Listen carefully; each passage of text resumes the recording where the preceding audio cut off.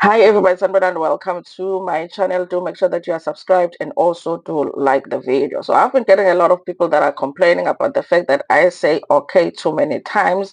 I've tried to remove okay from some of my videos. The video doesn't sound like myself when I do it, okay? Because I just constantly have to be thinking about not saying okay. And it's just a thing about my speech, okay? And since we are here and we are not doing some PhD where we are supposed to be doing some formal presentation and get a mark for the exam, we are just here on YouTube, okay? And I might just earn 1 Rand 50 from this video. I'm thinking I should say okay if I want to say okay. If you don't like it or it irritates you, annoys you, whatever, move on to other videos, my friend. I will not take it personally because like I said, I might just earn 1 Rand 50 from this video. It's not a big deal if you go and watch other people, so that maybe instead of getting 1 Rand 50, they get 2 Rand. You understand? So it's not that serious. So don't come into my comment section throwing a tantrum about a video that I'm going to get less than 2 Rand from.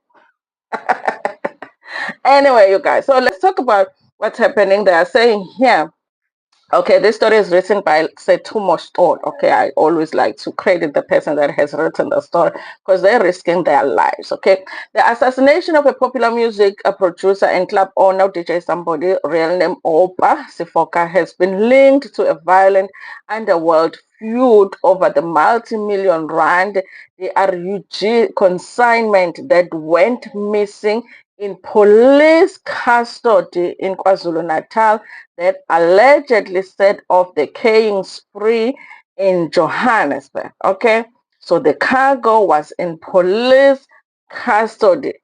It went missing in KZN. Okay, listen, you guys. Yeah, when in KZN, let me not start with the KZN. Okay.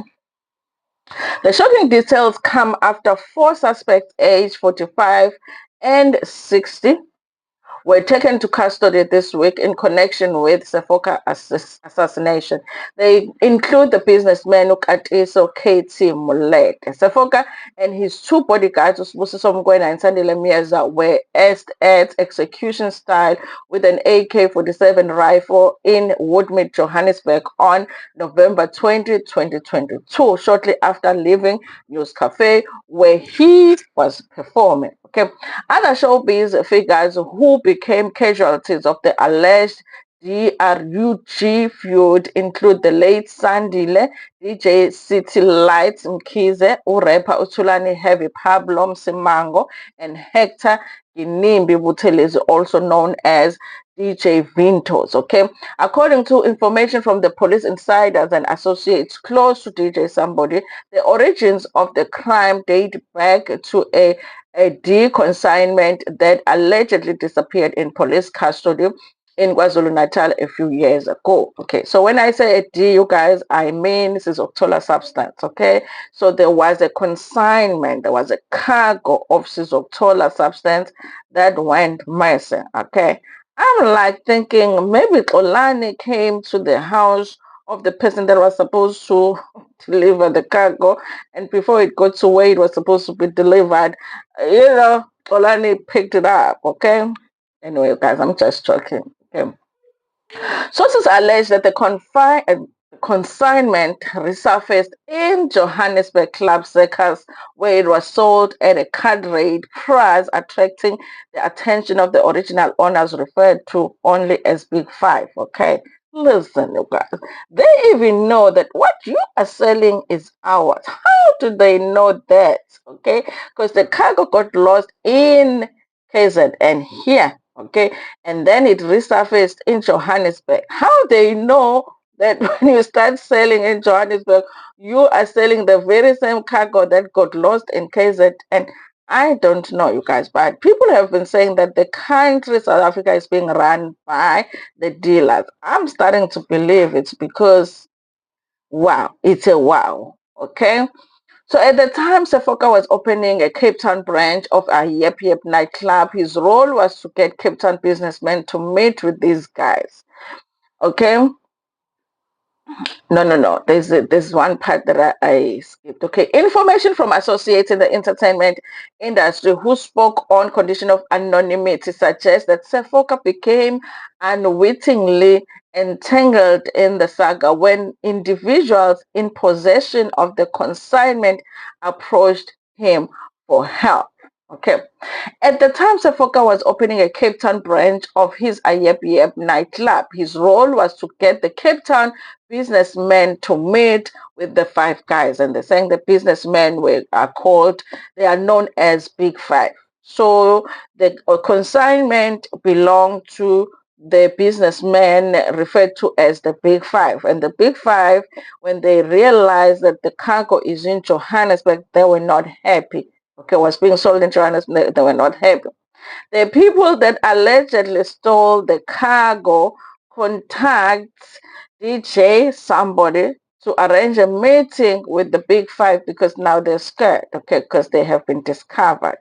It was not clear at the time if he knew the business to be discussed was over the substances, said the associate familiar with the event. Sources said that the meeting took place in the Cape Town with the Cape Town businessmen, warning the group that the original owners were searching for the missing goods. The businessman, known to the Sunday World, is believed to have subsequently tipped off the Big Five, seeking to clear himself of suspicion.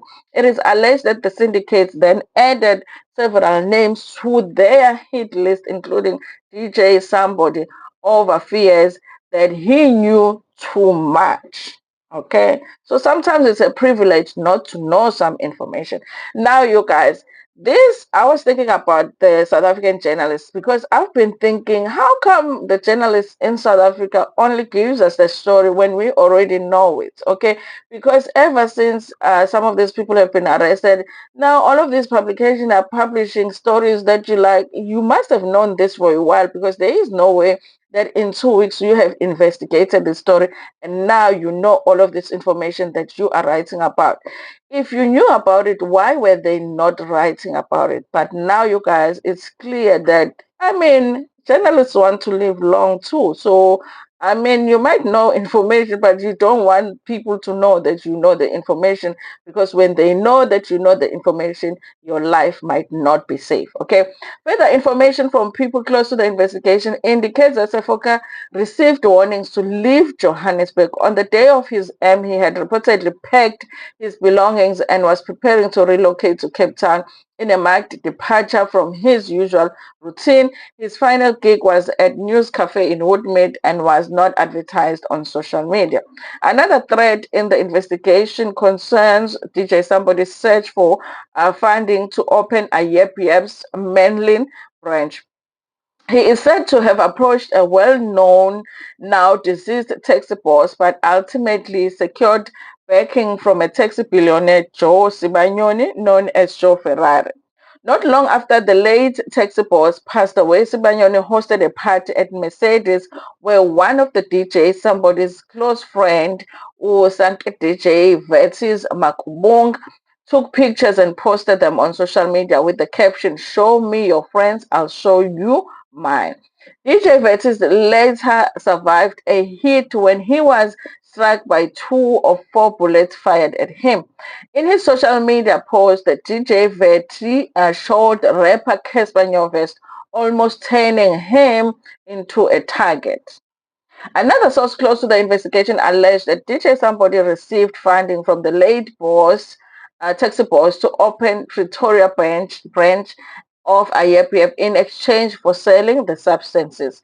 He agreed but later changed his mind and promised to sell the substance at the Cape Town club. After opening it, he reneged on the promises, and that is why a decision was taken to pay him. Okay, so that is another source. Okay, NPA South African spokesperson Upindim Jonondwane declined to comment and said that the matter is sub judice. Okay, that's what he said. Okay, now you guys, I guess we kind of know the possible reason why DJ Sabody's life was taken. Honestly, you guys, for us, it's just to just turn the end up. Okay, But for the family, you guys, it might actually, family and closer friends, it might actually be an opportunity for them to just get closure, finally get an explanation.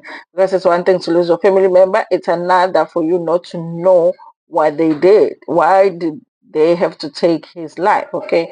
Apparently, there are possibilities that he knew something that he shouldn't have known, and he was not even involved in it. Okay. He was just trying to make sure that people, are safe, and then he ended up being the target.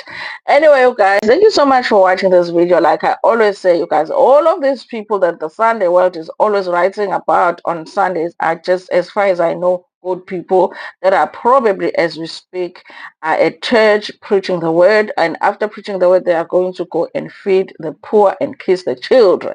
Okay, so I don't know any of these people to be bad people. I'm just reading the newspaper article. Okay, thank you so much for watching this video. Please like it before we're gonna share it with your friends, with your family, and even with strangers. Nginethanda kakhulu.